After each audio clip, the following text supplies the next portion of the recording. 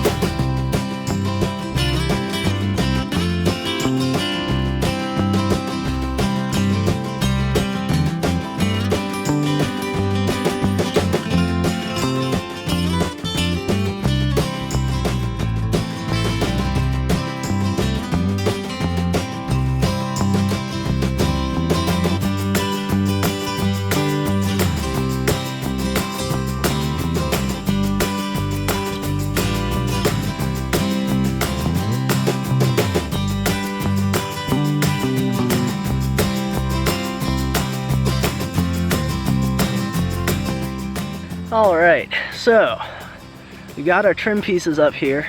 All our panels are in place. So the next step, I believe, would be to put on the, I want to say it's called a rake, side rake, something like that. And that's what runs along these peak edges up through here. Now, I know there's kind of a certain way to bend the ends that are down here at the bottom where they come around. And I want to do a little bit of looking into that before I start messing with putting those trim pieces on. So I'm not going to do those today. And those have to go on before the peak, the ridge peak piece can go on. So what I'm going to work on for a little bit longer here is filling in some more screws. So all I've done so far is just top and bottom to hold the panels in place. So I've still got to go through and fill in all these other screws through here. So we're going to work on doing a little bit of that, and then we will call it a day.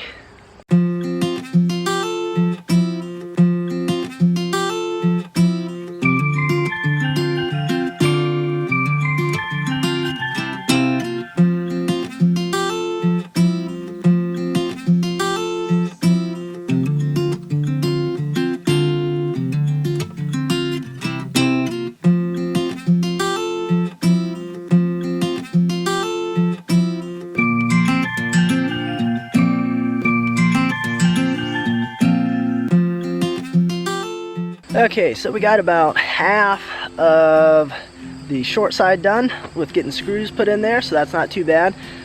Worked another half an hour or so, and so I'm gonna head out now. This is all we're gonna get done this week, but honestly, I'm quite pleased I got as much done as I did. I wasn't even sure if I'd get all the panels put in place this week or not. Earlier this week, it had been really hot, at least for around here.